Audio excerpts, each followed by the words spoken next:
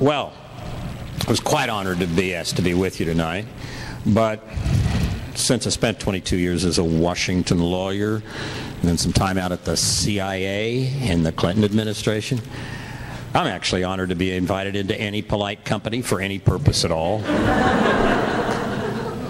Now, one or two of you who were here, who were last year in LA, may have heard this experience I'm about to relate, and as my father used to say, if you've heard this story, don't stop me, I love it too much. I always get the question, when you were out at the CIA, even though you were the director, did you participate in any, covert operations? And the answer is, yeah, I did once. And this is a small and discreet group, and I think I can share it with you. It was upon the occasion of my wife's and my 30th reunion at Stanford. We were classmates there in the class of '63. In the fall of '93, we have our 30th reunion coming up, and since I'd been working 24/7 for 8 months, we decided we'd cash in some old frequent flyer miles and go first class and see the homecoming game, see old friends, and go out for 3 or 4 days to Palo Alto. Well, the first thing that happened is my head of security at the CIA came to me and said, Mr. Director, we're going to have Mrs. Woolsey go on a different flight because we can't have anybody named Woolsey on the flight. I said, but wait a minute, my name's Woolsey. And he said, oh, no, sir, you need to fly an alias. And of course, my first thought was, uh-oh, there go the frequent flyer miles. So we go out to Dulles, and we put my wife on a nice flight to California in her first class seat, and sipping her glass of wine, she flies off to California.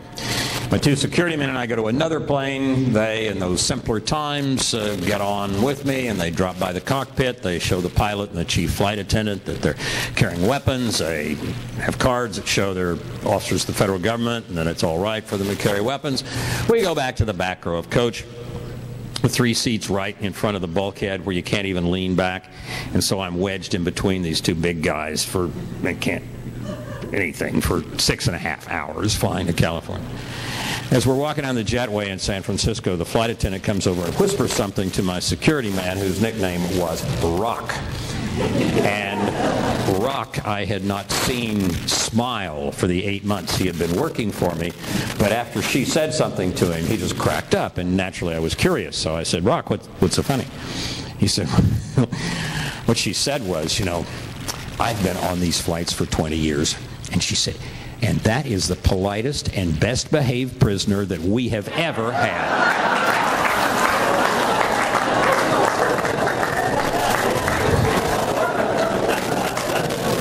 Successful covert operation, right?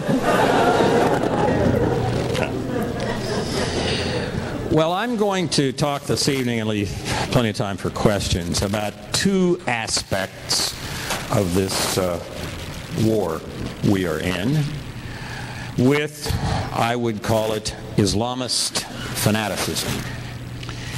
And the first thing I want to say is I think we owe it to one another and to the public debate and to future Americans as well to call this straight. And whatever department or agency the Office of Euphemism is residing in that decides that we should call terrorism man-caused disasters and call terrorists anger management challenged candidates for therapy. No, they didn't really say that. I made that up. But that's close. We have a real reluctance to mention the religion of Islam, to mention that this movement has grown out of that religion. Certainly doesn't represent all of it. My late, I guess I'd have to call him an acquaintance, although I wish he had been a friend because I admired him so much. I would have loved to have spent more time with him. Abdul Rahman Wahid, the late president of Indonesia, a marvelous man, as part of a marvelous tradition of Indonesian Muslim tolerance and openness with respect to other religions, and a real fighter for religious tolerance heading an organization called Lib for All, Liberty for All in Indonesia. There are parts of the Muslim tradition that have a good deal of openness and tolerance about them. But that is not the case with respect to the branch that we are dealing with, growing largely out of the Arabian desert and having various other homes as well. The part that we are dealing with is, I would say, bears the same relationship to Islam as a whole that Torquemada and the Spanish Inquisition bore to the Catholicism of its time. But the problem is that this movement has a great deal of money.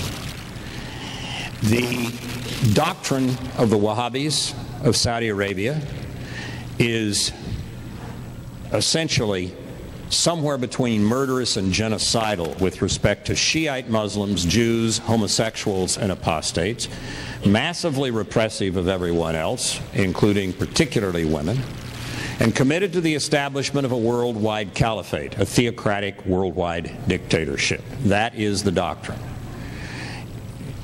In order to understand the doctrine, you don't want to listen to what they say to us in English. You want to listen to what they say to one another in their fatwas and in Arabic, and you have it translated by reasonable organizations that do that. And it's quite clear that that is their doctrine. That doctrine is essentially Al-Qaeda's doctrine. Al-Qaeda does not differ from the Wahhabis of Saudi Arabia on any real matter of substance. They hate each other. They kill each other. They loathe each other. But it's not about substance. It's about who should be in charge.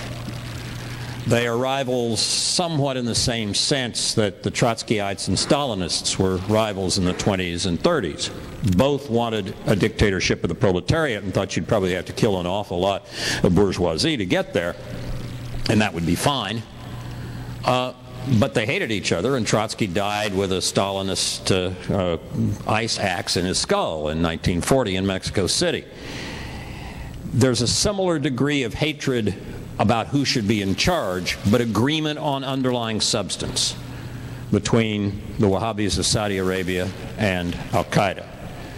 The manifestation of that doctrine, with a general commitment to try to bring those steps about without war, is at the heart of the Muslim Brotherhood, founded in Egypt in the years after World War I, but the instrumentality of essentially Wahhabi Islam in much of the world, including in the United States. The commitment is to try to establish a caliphate in which everyone would obey the rules of Islamic law, Sharia, and to do that through dawah, through conversion, through proselytization, through political maneuvering, whatever, rather than through jihad.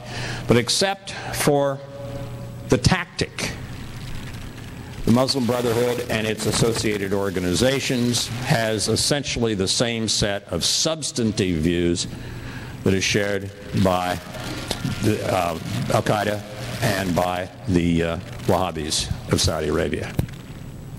We cannot begin to understand how to deal with this set of problems without leveling about it with one another and with the public. We cannot pretend that this has nothing to do with Islam. It would have been very difficult to figure out, and the people who eventually did stop the Spanish Inquisition needed to understand that it was a manifestation of one aspect of the Catholicism of its time, and what we are facing is a manifestation of one aspect of Islam of these times. We will not make it easier to deal with it by refusing to mention the word Muslim or the word Islam, or to tie those concepts into what we face. It's also the case that there is yet another movement within Islam which, amazingly enough, makes the Wahhabis look sort of comparatively like moderates. Because the Wahhabis at least want the world to continue to exist. The cult of which Ahmadinejad is part in Iran, the Hojatiyya, really does not. Now, most Iranian Shia are Twelvers. That is, they believe that the 12th Imam, the hidden Imam who disappeared in the 9th century as a little boy, will return from, as they call it, occultation, will return as the Mahdi and lead the battles, essentially, that end the world. There are some very loosely parallel beliefs in Christianity with respect to the return of Jesus and in Judaism with respect to the Messiah. But for most Twelver Shia, that's just a belief, and it's not something that particularly influences their daily lives. But for a cult within the Twelver Shia, which is headed by an Ayatollah named Mesbah Yazdi, who runs a school in the holy city of Qum, it's a bit different. Mesbah Yazdi was exiled to run this school by Khomeini when Khomeini came to power in 1979, and the reason is Khomeini thought Mesbah Yazdi was too radical. Mesbah Yazdi is Ahmadinejad's principal mentor, and he runs the school for the Hojatiyya, where Ahmadinejad sends a fair number of the leadership of the Revolutionary Guards in Iran. The Revolutionary Guards in Iran today are the instruments of power of the regime. They run the nuclear program, they run the ballistic missile program, they have a small navy that they would use to close the Straits of Hormuz, they run the Basij, who are the thugs who beat up the students and everybody else in the streets. They run the Al-Quds Force, which is the terrorists that they use to cross state lines, say into Iraq. They fund Hezbollah, etc. So the Hojatiyya, as the ideology of the leadership of the Revolutionary Guards, is an extraordinary, lethal, and dangerous thing. Now, the world saw, of course, with Adolf Hitler, that sometimes fanatics who want to take over governments mean what they say, as Hitler meant what he wrote in Mein Kampf. Also, we have a rather more recent example of a head of state who wanted to bring about mass destruction. We know from materials that we got from some of the reformers and from some of the archives that were briefly opened in the Soviet Union around 1990, 91, 92, that during the Cuban Missile Crisis in 1962, other than the United States, on the other side, the sane participants were the Soviet generals. Castro clearly wanted a nuclear war. It's quite clear in these materials. He knew it would destroy Cuba, but he hated the United States so much, as far as I know still does, that he wanted the nuclear war to be brought about and tried to maneuver in order to make it happen. He was thwarted essentially by the Soviet generals on the scene. So it is not impossible for a fanatic, whether his views are rooted in racism and ancient musings about German history as Hitler's was, or whether they are rooted in Marxism, Leninism as Castro's were, or whether they are rooted in the cult of the Hojatiyya. It is not impossible for a fanatic to get control of a government, or at least to be in enough of a position of power that he can influence decisions such as whether or not to use nuclear weapons. You will find throughout the academic world and the think tank world lots and lots of conferences going on, even as we speak, about how we can accommodate to an Iranian nuclear weapon, and how we will deter Iran, and how we will be able to contain it, and how we will do the same thing with Iran that we did with the Soviet Union. I really hope that if Iran gets a nuclear weapon, that that is the course that things will take. But I greatly fear they could take a far more Nazi-like or Castro-like course. I negotiated 4 times with the Soviets. And I guess what I'd have to say, with tongue-in-cheek to some extent, is that I really kind of miss them. If I could trade them for the problems we've got now with Iran and the Pakistani-Afghan border and nuclear weapons in Pakistan and the rest, it might not be such a bad trade. Back during those days of the 1970s and 80s, 90s, when I was negotiating with the Soviets, we'd often have very strong words and complete disagreement and anger at a negotiating table. But it was almost always the case that I'd be able to go up to my counterpart afterward and say, Oleg, what are you doing for dinner? Well, I don't, we could go if you want. I say, Oleg really liked lobster thermidor and Chablis, so I would always find a restaurant that served lobster thermidor in Vienna and would buy him a nice bottle of Chablis on the American taxpayer, and we'd sit and talk. And we would talk, and after a while, we'd start talking about our kids. And after a while longer, we'd tell some jokes.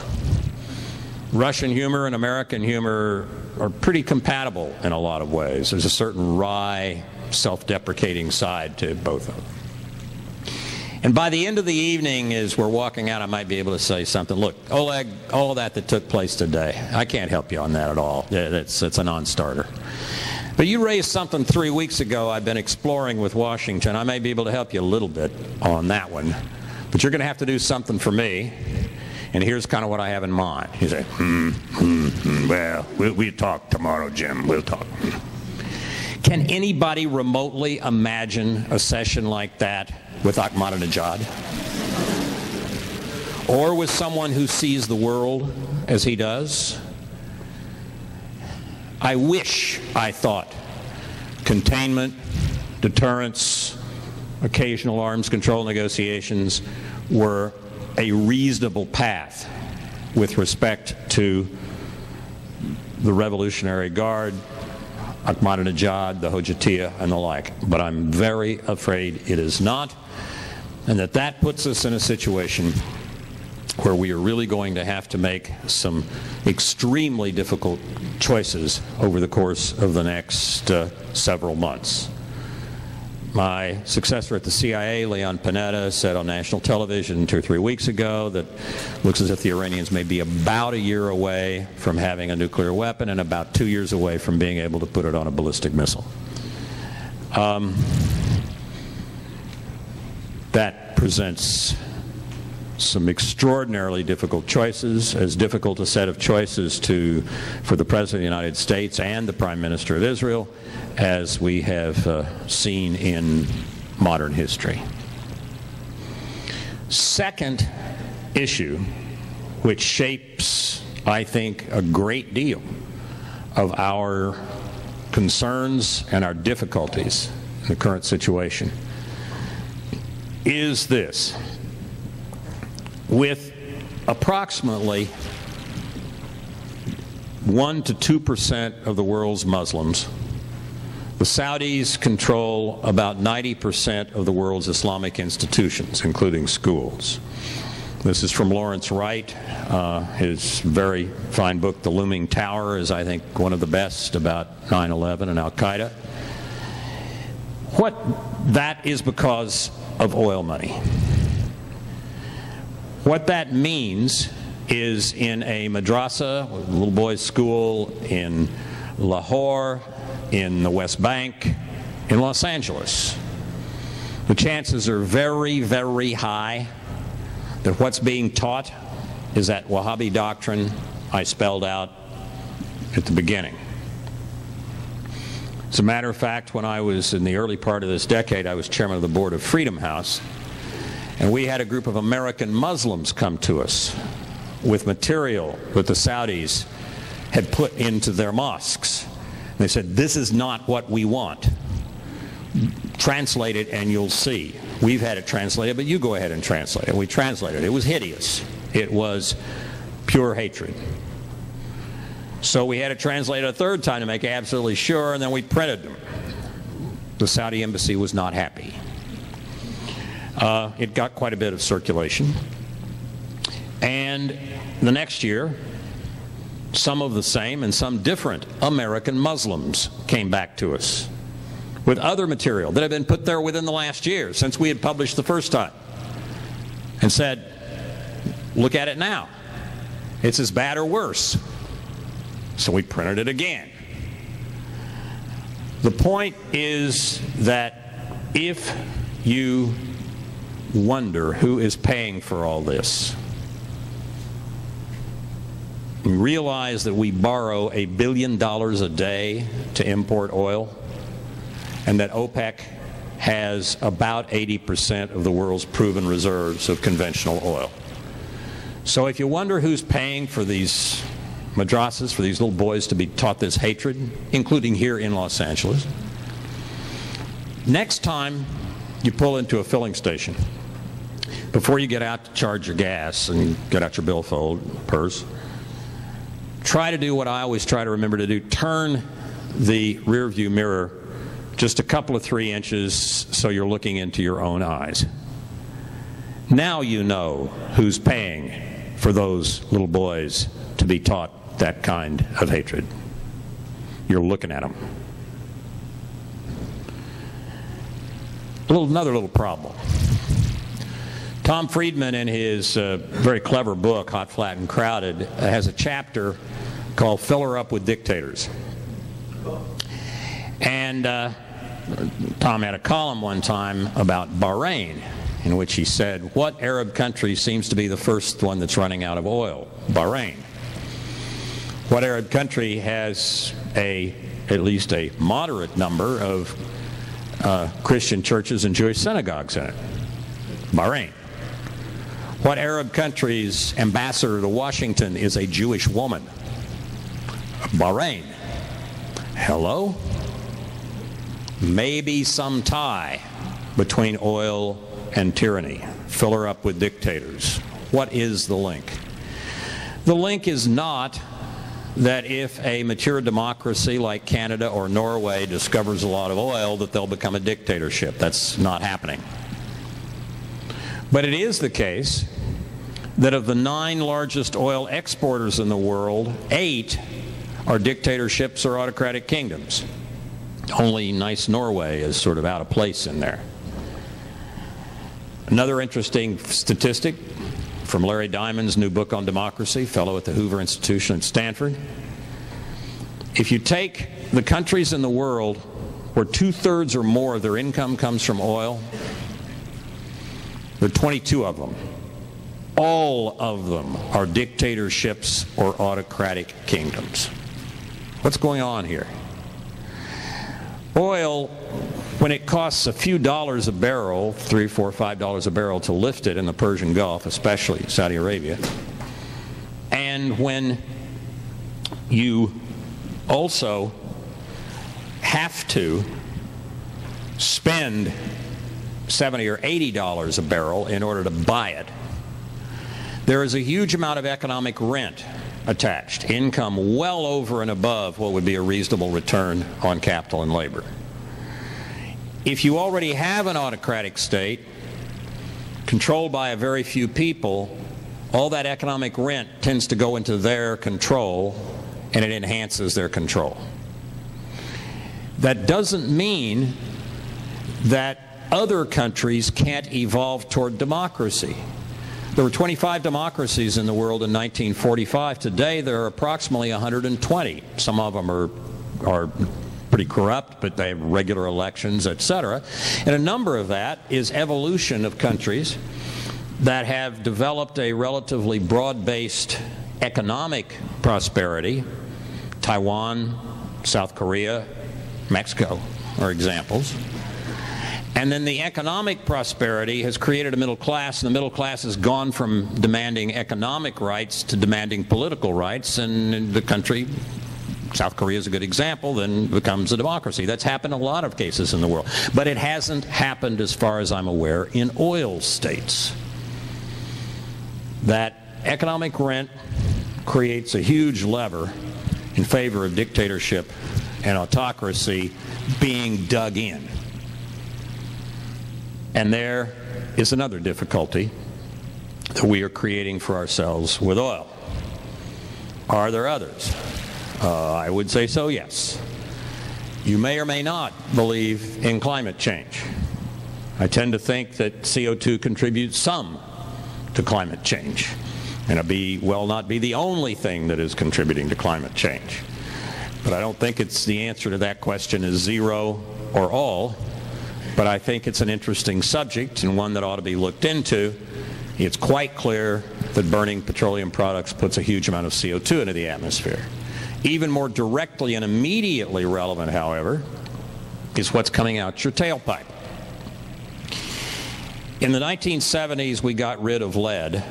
Tetraethyl lead had been the additive for decades to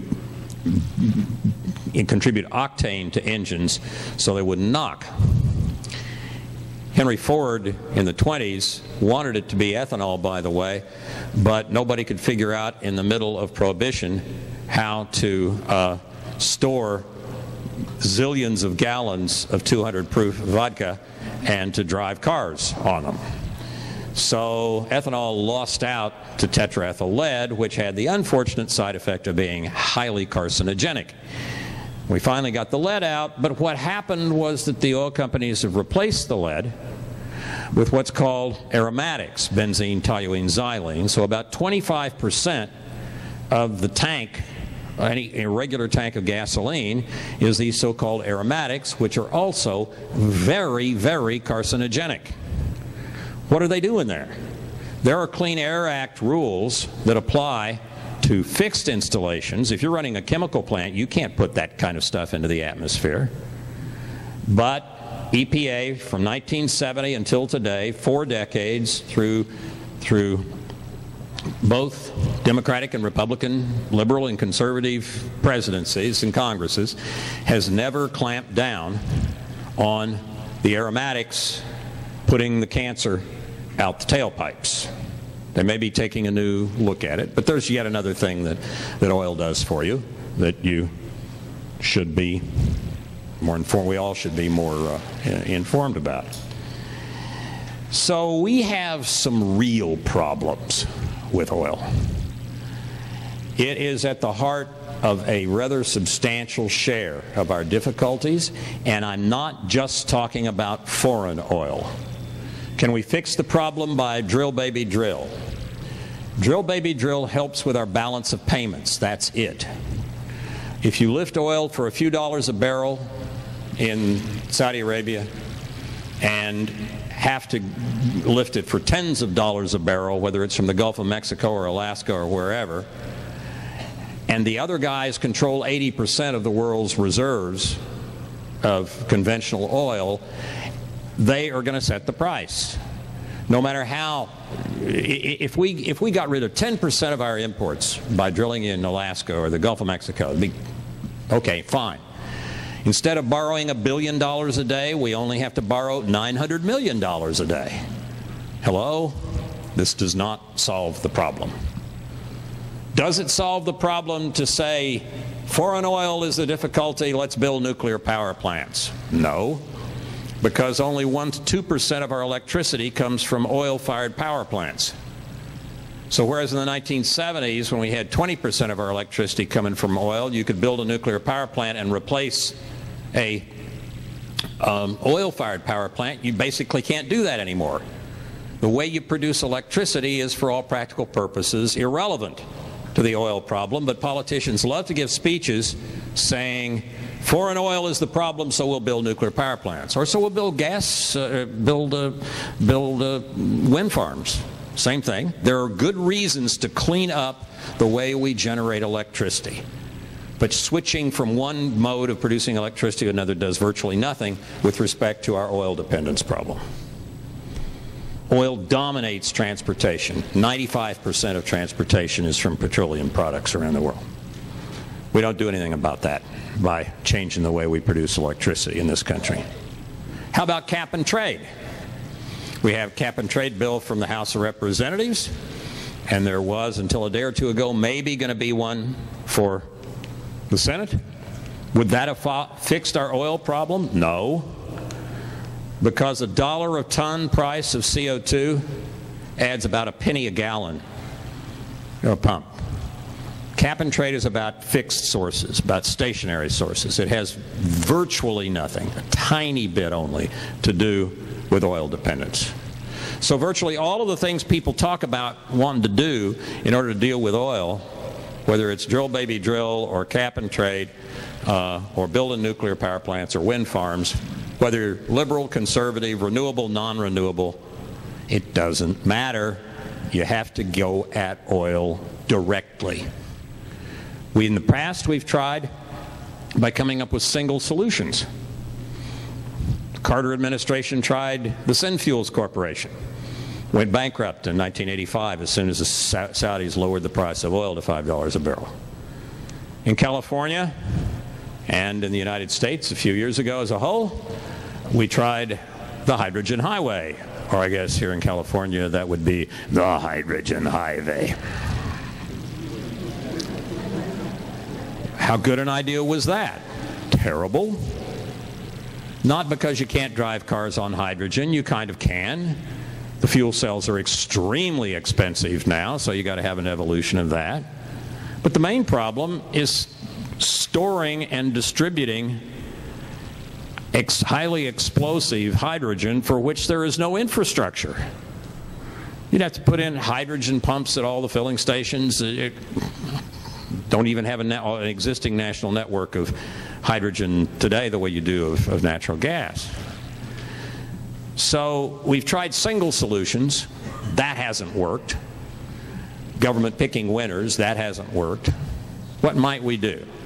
We touch on several of these and then close and take your questions. We need a portfolio approach. Just as your investments ought to be spread over a portfolio, so should the country's approach toward moving away from oil. No single solutions, no silver bullets, nothing like that. What are some of the ideas? One is we could figure out how to find some decent plastic to use in fuel lines. Because today, as a result of the history of cooperation between Detroit and Houston, fuel lines in almost all American cars are made out of a kind of plastic that won't accept alcohol fuels like methanol and ethanol. They'll only accept gasoline. Is that necessary? No. Look back about 10 years to Brazil. Brazil decided they were going to have the ability to use alcohol as well as, of different kinds, as well as gasoline in their cars. So they just told car manufacturers, damn it, make your fuel lines out of a different kind of plastic. Cost all of about $50 per car.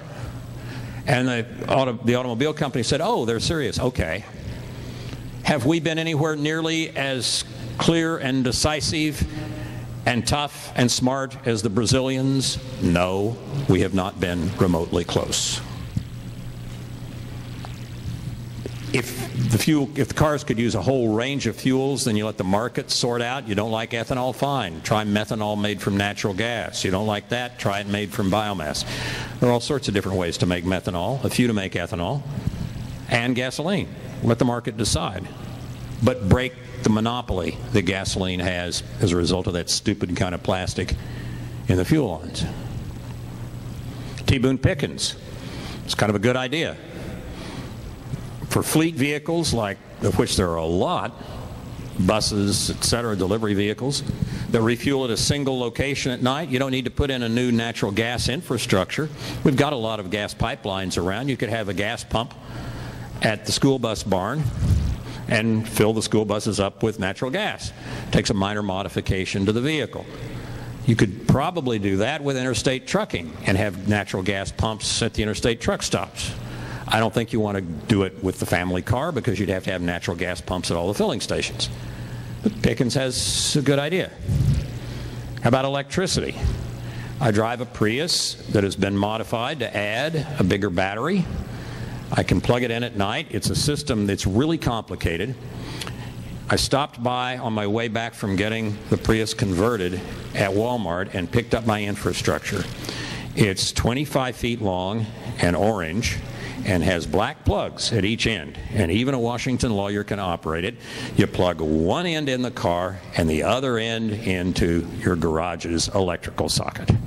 And the next day, you drive, in this case, about 20 miles. Essentially all electric at a cost of about 1/5 of gasoline. And then when you get to the end of the 20 miles, do you have to find a plug? No. You're in a Prius. The light goes on the dashboard and you just become a regular Prius at 45 miles a gallon for a while.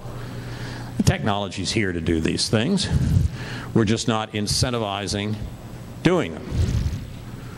There are a number of technologies that can radically improve the mileage of internal combustion engines. One of them is lightweight materials of the sort that is used in some high-end sports cars now and is continuing to decline in cost. That's half the weight of steel, composite materials that are half the weight of steel, so they cut way into your fuel use, but 10 times more crash resistant than steel. Formula One racers have been made out of this stuff for a long time. Those are just 4 or 5 examples of things that we could do if we move on all fronts to undermine oil's monopoly of transportation and OPEC's monopoly of oil. My sometime writing colleague and friend Annie Coren has a great example of what could be done. She calls it turning oil into salt. Because at the end of the 19th century, salt was, as it had been for millennia, a strategic commodity. It was the only way to preserve meat. It was extremely expensive. It had a monopoly on meat preservation. Countries that had salt mines lorded it over countries that didn't have salt mines. Countries in Latin America were going to war over salt mines as late as the 1880s. But around the beginning of the 20th century, give or take a couple of 3 years, something really interesting happened, which is that electric grids started being deployed in major cities in the United States and Europe. And as soon as people had electricity, they had refrigeration and freezing, and they discovered very quickly that meat that had been frozen and thawed, not only was that a lot cheaper than buying expensive monopolized salt and soaking it, but it tasted a lot better than trying to eat something that had been soaked in salt. So within a very few years, salt was destroyed, not totally, but destroyed as a monopoly. It was destroyed as a strategic commodity and just became what we put on corn on the cob and in Washington in February on sidewalks and so forth.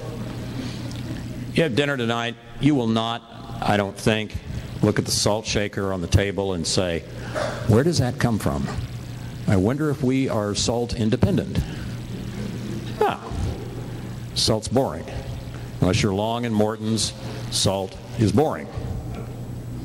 The two things we need to do are to speak plainly about our enemies and clearly, and to make oil boring. Thank you.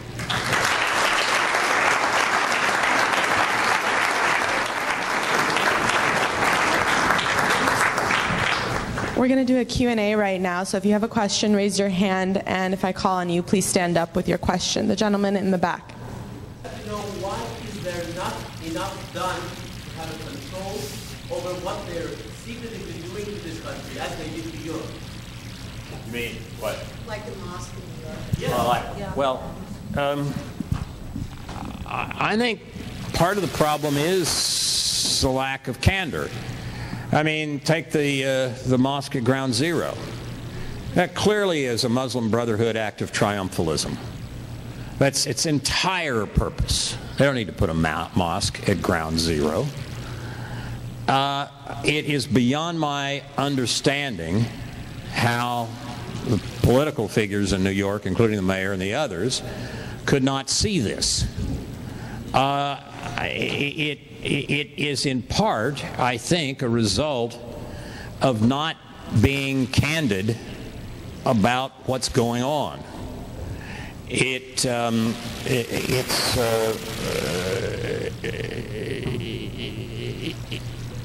very difficult for me to understand and to empathize with the blindered view that comes out of much of the media and out of, frankly, the executive branch and some parts of Congress, which is not to speak candidly about these issues. Once you do, I think you're rather driven to consider that this is a Muslim Brotherhood act of triumphalism and has nothing to do with the convenience of their place of worship to Muslim worshipers. Our problem should not be, from my point of view, should not be, as I said at the beginning, with Islam per se, as long as what it is a religion that people practice, and in their practice don't interfere with others. But we had a situation in Minneapolis not long ago where some Somali taxi drivers at the local airport would not pick up blind people who had seeing eye dogs because their view was that dogs were unclean, and they would not pick up anyone who had a sealed purchased bottle of wine or alcohol from the duty-free shop. It seems to me that's so straightforward. There's a very clear answer. Look, you get to follow your religion. You get to pray as you want to pray. You get to go to your house of worship as you want to go. You get to follow what dietary laws you want. You get to practice your religion. If you say, I want to be a cab driver, but my religion does not let me pick up blind people with dogs, here's the solution. Find another job.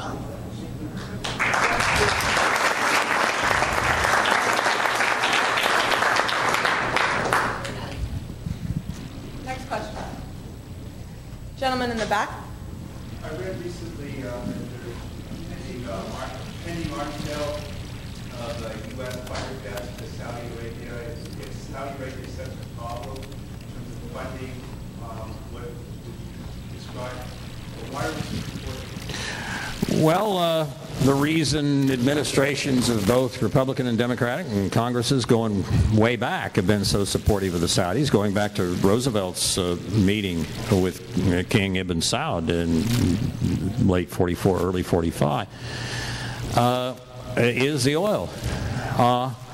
Without the oil, we wouldn't put up with a lot of this. But when Saddam took Kuwait in 1990 and was right at the Saudi border, he was within about 100 miles of controlling about half the world's oil.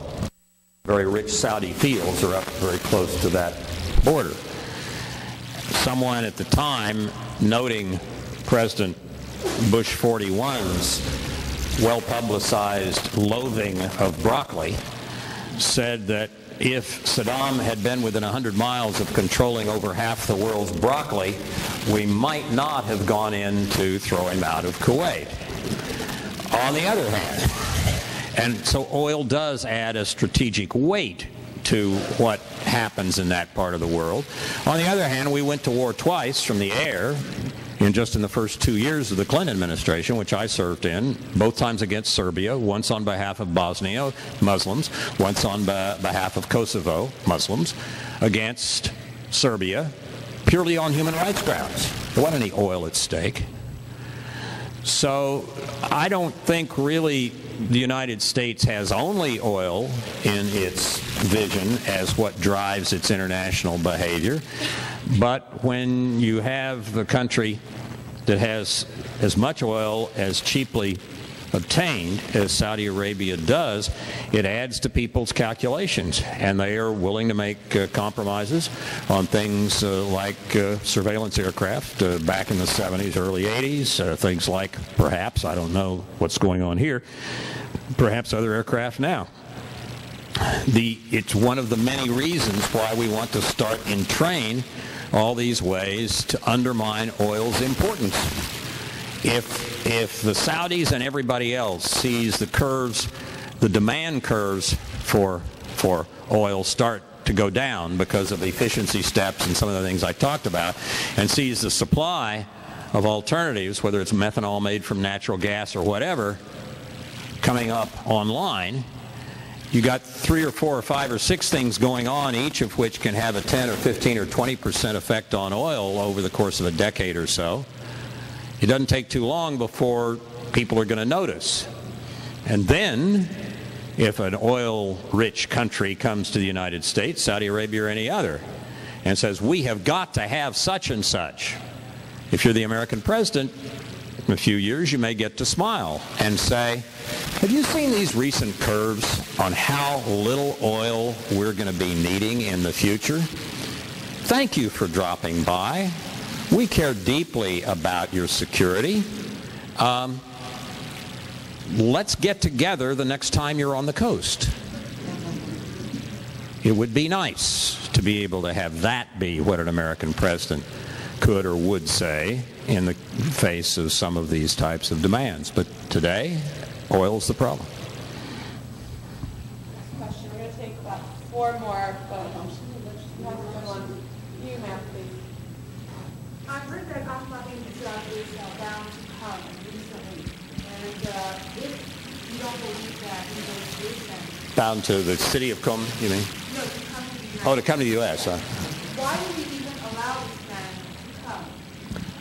It's purely a matter of access under the rules that were set up when the United Nations was headquartered in Manhattan. I don't think, I hope to gosh, we wouldn't give him a visa to come to Washington and so forth. When he goes in Manhattan, the organization that Mark Wallace and I co-chair, United Against Nuclear Iran, we always have demonstrations and so forth against the hotel, in front of the hotel that has agreed to give him space, and he ought to stay at the Iranian UN delegation and not come out into Manhattan. But it's kind of I think a secondary issue, because there's no real way to keep a head of state away from the UN, and it was just one of the things that I think in effect we agreed to when the UN was located in Manhattan.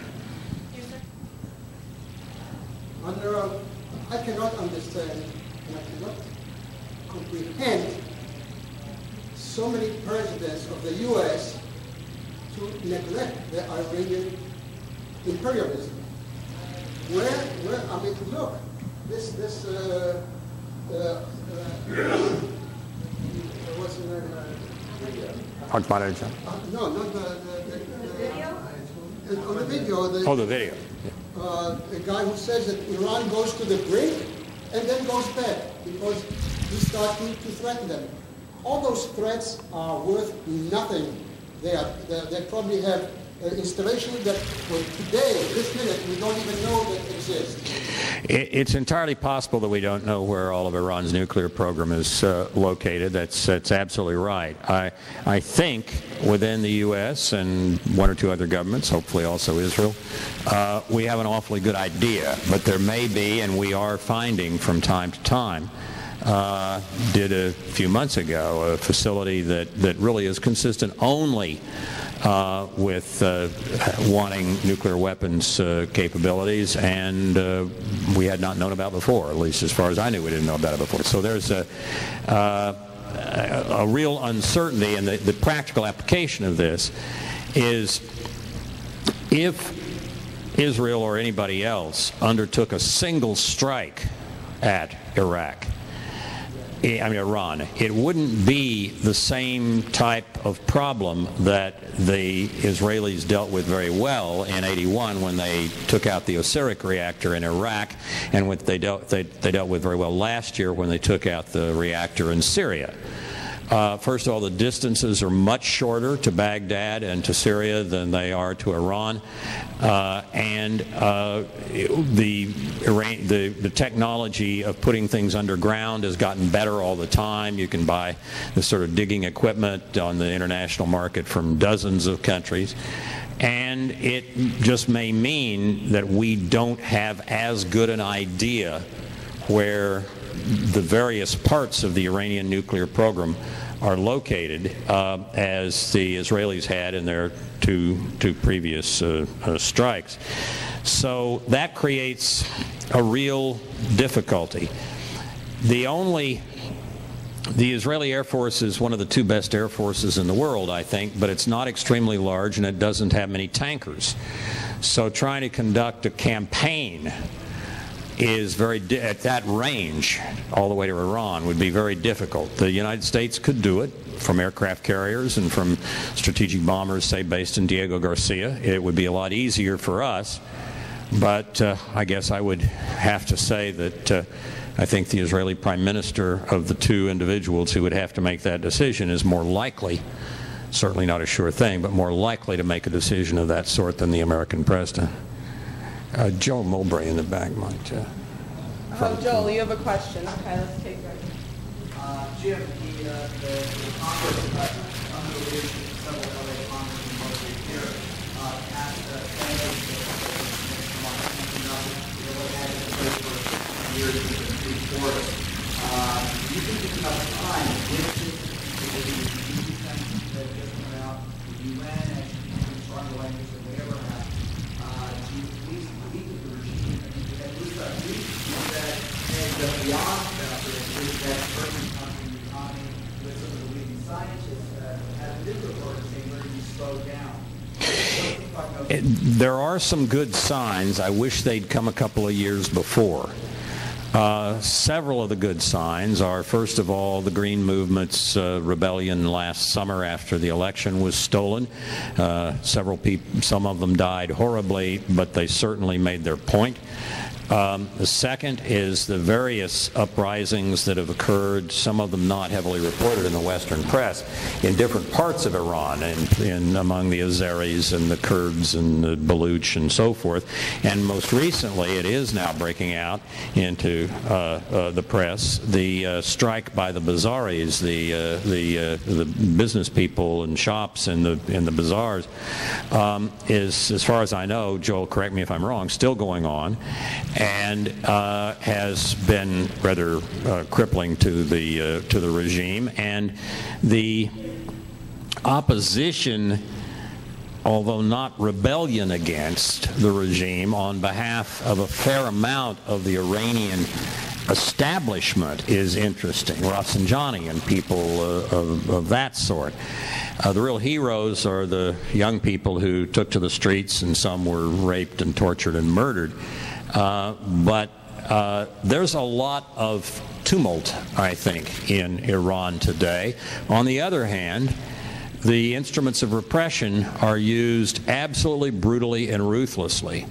When rebellions tend to succeed is when a Louis XVI or a George III or a Nicholas II eases up, or a Gorbachev eases up a bit on the repression, and then the change sometimes comes relatively fast. Crane Brinton's great book, Anatomy of a Revolution, makes this point very, very well.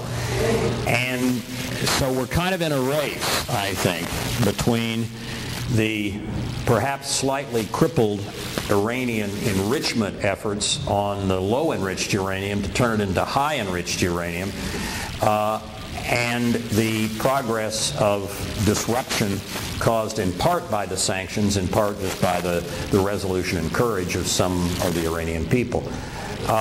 If this had gotten started a couple of years ago, the tougher sanctions and the rest, we'd have had a lot better chance of stopping the Iranian bomb using a combination of sanctions and popular rebellion and the rest. But I think now, I've got to say, I think the chances are less than 50-50 that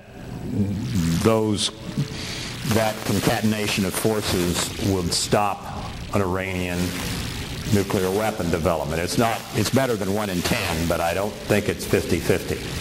And so I think it's slightly more likely than not that we are going to be forced, either from Israel or from the United States, to see either an Iranian nuclear weapon or a use of force. Thank you, guys.